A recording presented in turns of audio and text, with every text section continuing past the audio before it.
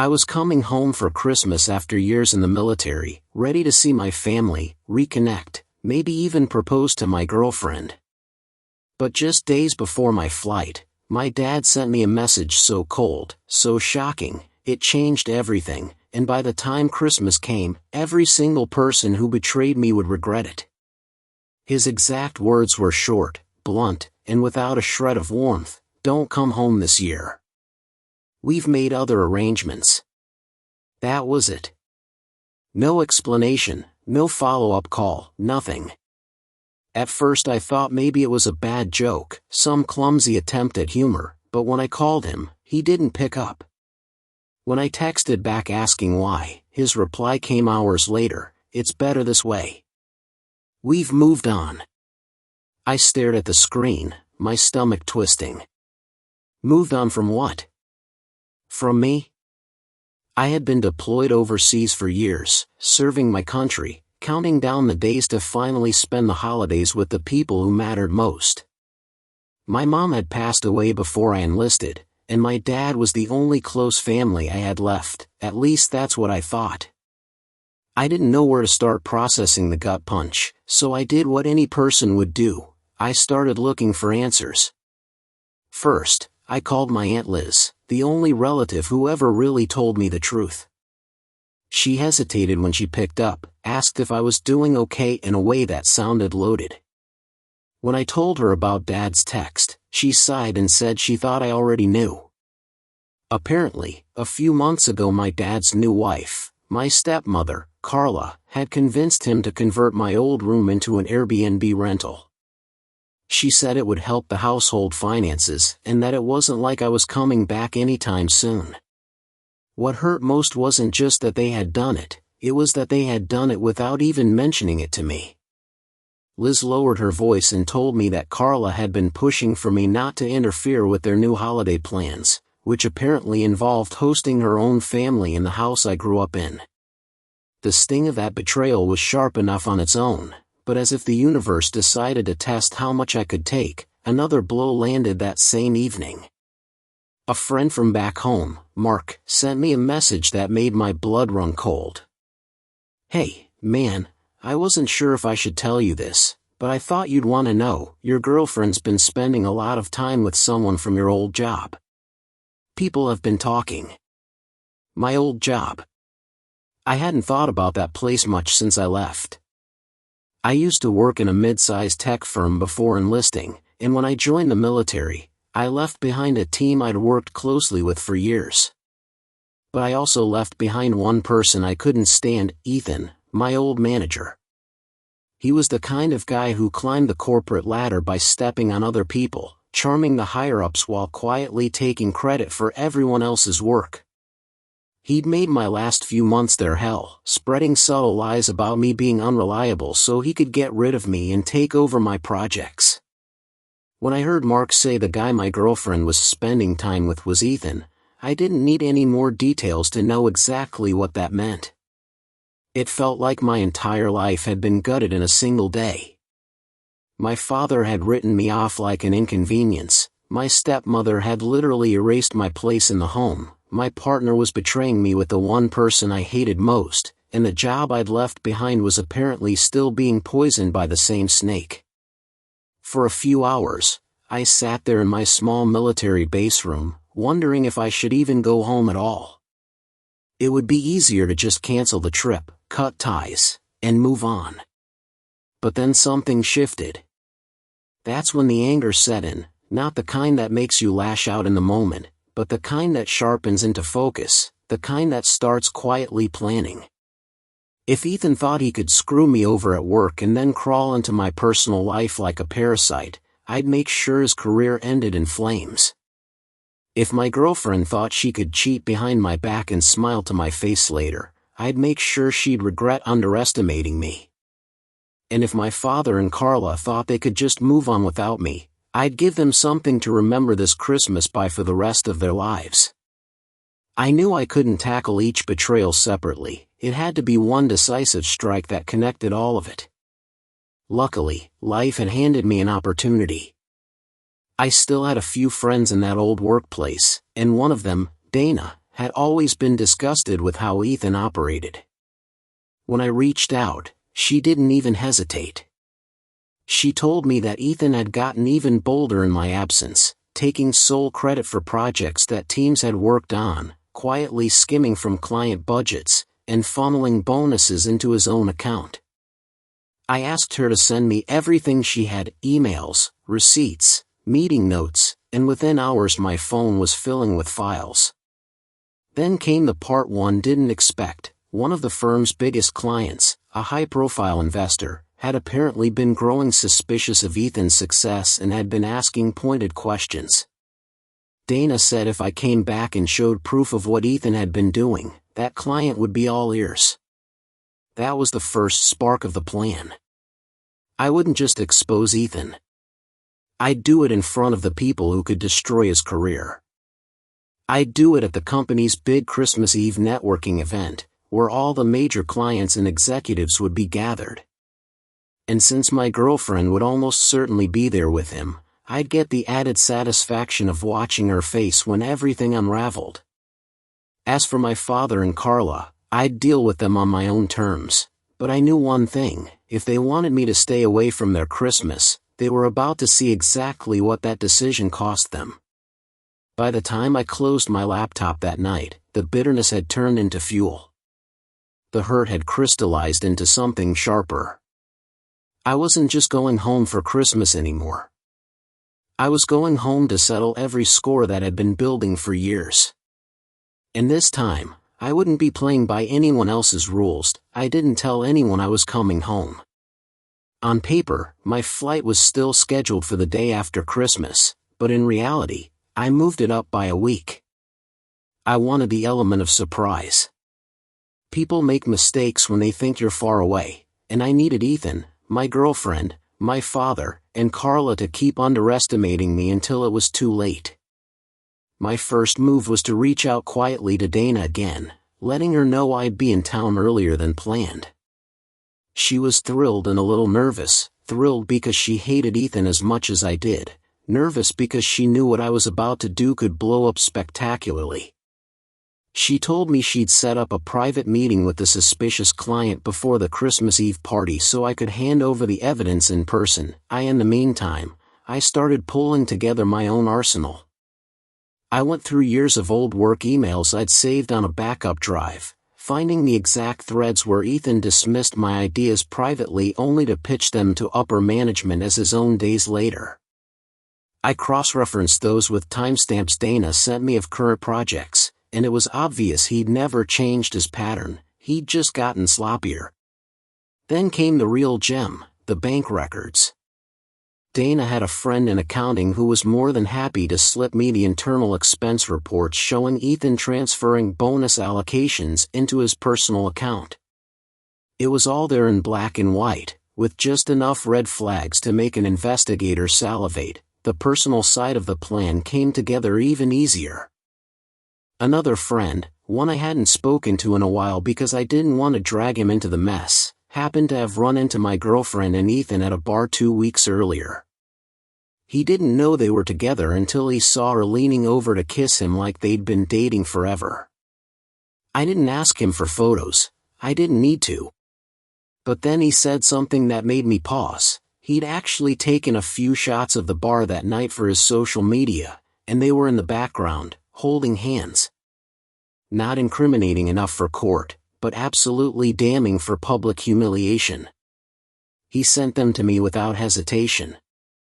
The final piece was timing. The Christmas Eve event wasn't just a company gathering, it was a show for the clients, a chance for executives to gloat about the year's successes. Ethan would be front and center, riding high on all the stolen credit he'd built up. My girlfriend would probably be there too, smiling that fake smile she'd perfected over the years, pretending she didn't have a knife pressed between my ribs.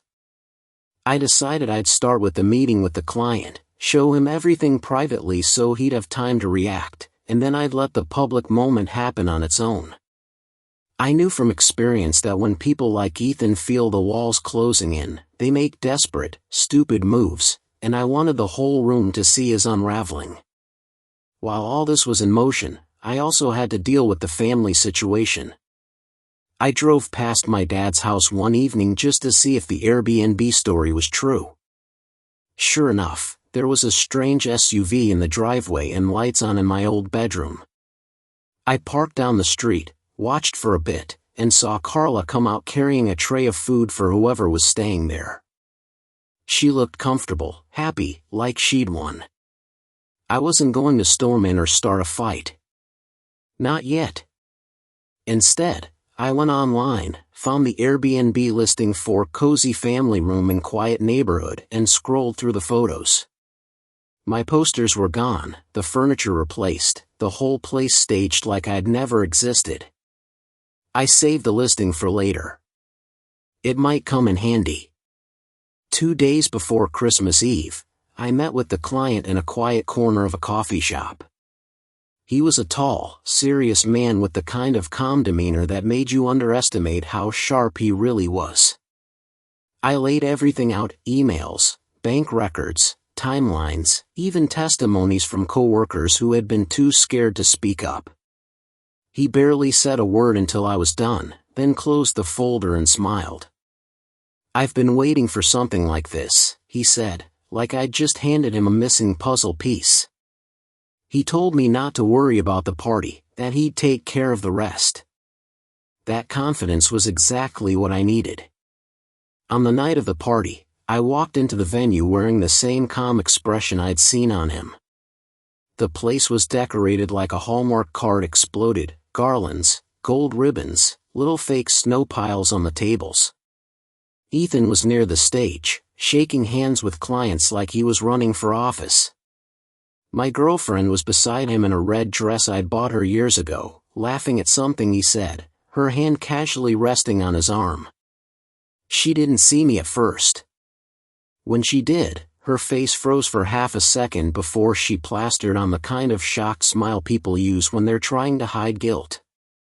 Ethan noticed me then, too, and his expression tightened just a little. He didn't say anything, probably because he didn't want to cause a scene in front of the clients. I didn't say anything either. I just moved through the crowd, greeting people I hadn't seen in years, knowing that in minutes, the floor was going to drop out from under both of them. The client made his move during the year-in-review presentation. Ethan had just finished a self-congratulatory slide about the firm's record-breaking innovation when the client stood up, thanked everyone for their time, and said he had some clarifications to make.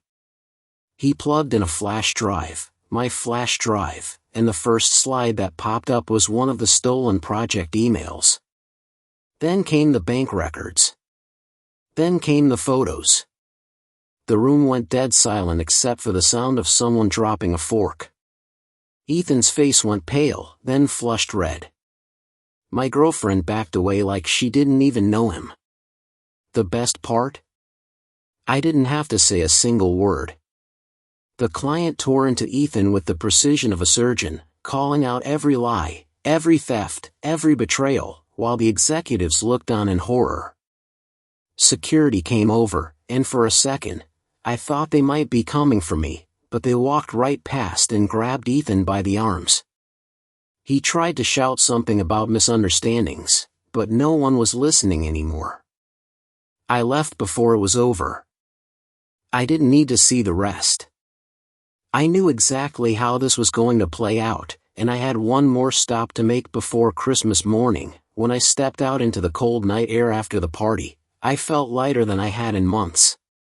Ethan was finished, my girlfriend's public humiliation was just the appetizer, and now it was time to deal with the people who had started this whole chain reaction, my father and Carla.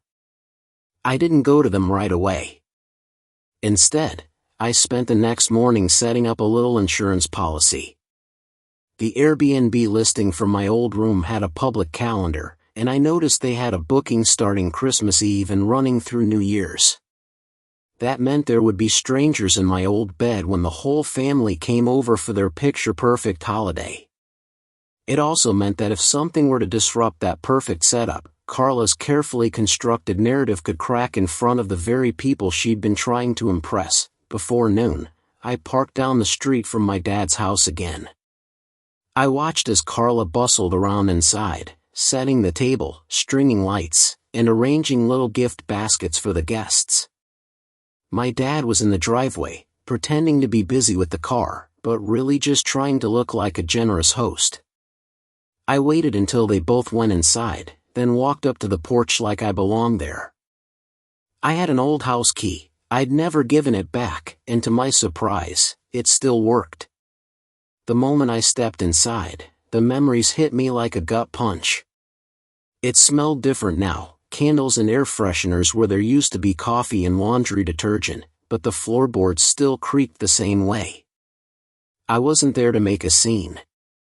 Not yet. I placed a small, discreet recording device behind one of the picture frames in the living room. I knew from years of family gatherings that this was where everyone congregated, and if Carla or my dad said anything nasty about me, it would be captured loud and clear. I slipped back out before they returned to the room, then drove off to meet with Aunt Liz. I told her everything, about Ethan, about my girlfriend, about Dad's text, about the Airbnb, and her reaction was a mix of fury and satisfaction. She had always warned me about Carla, but even she was shocked at how blatant it had gotten. She promised to keep her phone close in case I needed backup later. That night, I checked the recording remotely. Sure enough, I hit gold within the first hour. Carla was holding court with one of her sisters, telling her how lucky they were that I wouldn't be coming this year. She called me a drifter who couldn't hold down a real job, mocked my service, and bragged about how my old room was finally making them some real money instead of just collecting dust. My dad laughed along and added that it was better this way because I'd just bring drama. Every word was crisp, clear, and dripping with the kind of cruelty that even they wouldn't want the rest of the family to hear. I didn't even have to edit it. It was perfect as it was. Christmas morning, I waited until the exact moment I knew their guests were arriving. The Airbnb listing said check-in was at noon, and my extended family always showed up around 11. I walked up to the front door wearing a calm smile and holding a small envelope. Carla opened it and froze. "What are you doing here?" she hissed. I didn't answer. I just stepped inside, brushing past her, and set the envelope on the coffee table. Dad came in from the kitchen, looking like he'd seen a ghost. "I told you not to come," he started, but I held up a hand. "I know." And I told myself I'd respect that. But then I realized, you don't get to erase me without consequences. Right then, the front door opened again, and in walked the Airbnb guests, an older couple dragging suitcases, followed by two of my aunts and an uncle. The looks on their faces when they saw each other were priceless. Carla stammered something about a misunderstanding, but the aunts were already asking why there were strangers in my room on Christmas morning. That's when I pulled out my phone and played the recording on speaker. Every cruel word, every laugh at my expense filled the room. My aunt's expressions hardened with every second, and the older couple looked like they'd just wandered into a soap opera. By the time the recording ended, Carla's face was the color of bad milk. "You think you can talk about me like I'm nothing," I said evenly, "but the truth has a way of showing up at the worst possible moment." Merry Christmas. I didn't yell. I didn't throw anything. I just picked up my coat and walked out, leaving them in a silence so thick you could choke on it. As I reached my car, I could hear my aunts lighting into Dad and Carla, their voices sharp and unforgiving. I knew it was only a matter of time before the rest of the family found out. Later that day, I sent the recording to every relative in our family group chat. I attached a screenshot of the Airbnb listing for good measure. The messages started pouring in almost instantly: shock, anger, disappointment. Some of my cousins even left one-star reviews on the listing, calling it the room where family gets replaced by strangers. Within hours, the listing was down. Carla's side of the family, who had been scheduled to come over for dinner, canceled their visit. My father didn't call me. He didn't text. But I knew he'd gotten the message loud and clear. That night, I stayed with Aunt Liz, enjoying a quiet dinner that felt more like home than my dad's house ever would again. She told me I'd done the right thing, that sometimes you have to shine a light on people's true colors, even if it's ugly. And as I sat there, eating pie in her warm kitchen, I realized she was right. Ethan was out of a job. My ex was probably hiding in embarrassment. Carla's perfect holiday had collapsed in front of her. And my father, well, he'd chosen his side. I didn't need his approval anymore. I still had one last card to play before the year ended, something that would make it clear to everyone that I wasn't just surviving these betrayals, I was coming out ahead. That move was already in motion, and it would land before New Year's. In the days after Christmas, the ripple effects of what happened at my father's house were still spreading. My phone kept buzzing with messages from relatives who couldn't believe what they'd heard. Some were apologetic, saying they wished they'd stood up for me sooner. Others were furious with my father and Carla, vowing not to set foot in their house again. Even people who had once stayed neutral were now openly siding with me, and it was all because I hadn't let their quiet betrayal slip into the shadows. But my plan wasn't just about exposing them. I wanted to make sure that every person who thought I was easy to cut off would see that I wasn't just walking away empty-handed. The first move was a job offer I'd been keeping to myself. While all this chaos had been happening, I'd been in talks with a veteran-owned company that specialized in high-security logistics. It wasn't just a good job, it was local, paid better than anything I'd ever had before, and would put me in direct contact with people in the same community my father and Carla moved in. They had built their social standing on looking like the respectable couple who took in strays and made them better. I was going to shatter that image just by succeeding right under their noses. On the 27th, I signed the contract, and the company announced my hire on their social media. Within hours, mutual acquaintances began tagging my father in congratulatory posts he couldn't publicly ignore without looking bitter. I didn't need to say a word. My success was saying everything for me. The second move was more personal. My ex had gone radio silent since the Christmas party, but I'd learned through a mutual friend that she'd been trying to salvage her image at work by painting herself as the victim. The problem for her was that the same mutual friend had been at the party and had seen her storm out in humiliation. They offered to send me screenshots of the texts she'd been sending coworkers, messages full of half-truths and outright lies about why she'd been with Ethan. I didn't need to share them with anyone at her office. I just had to send them to her with one short message: "This is who you are."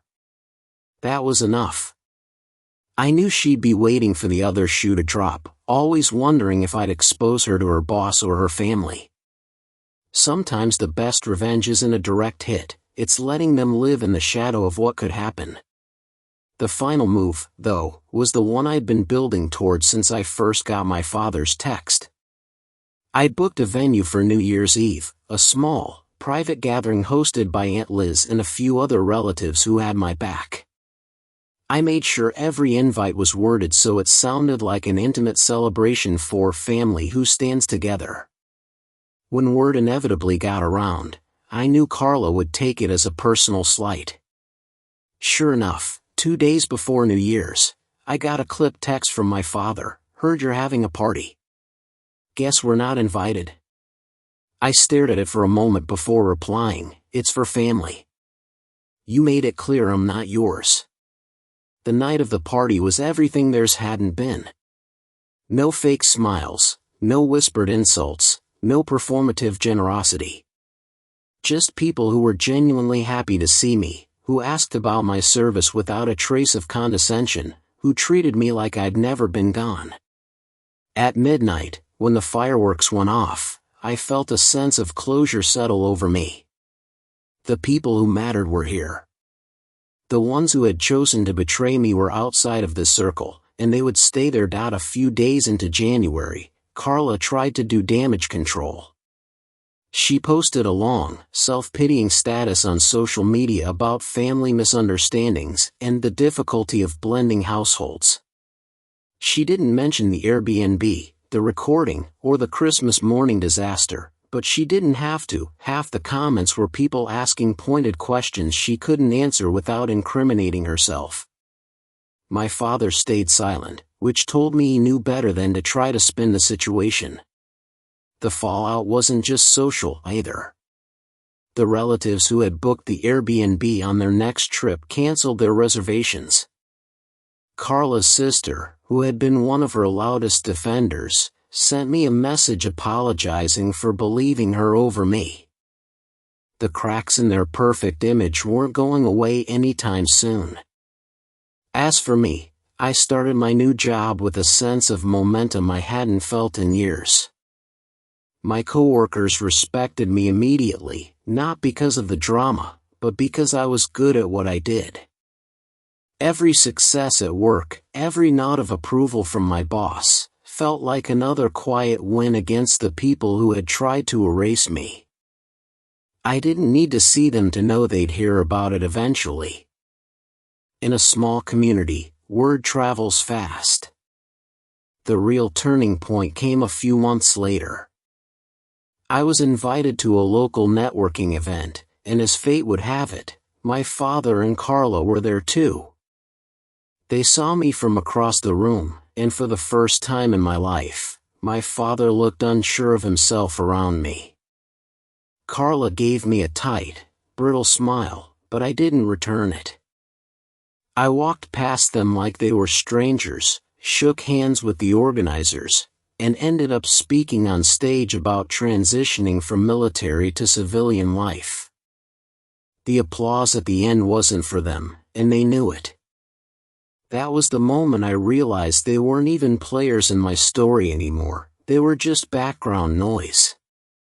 In the end, I didn't get the family Christmas I thought I'd have when I booked that flight home.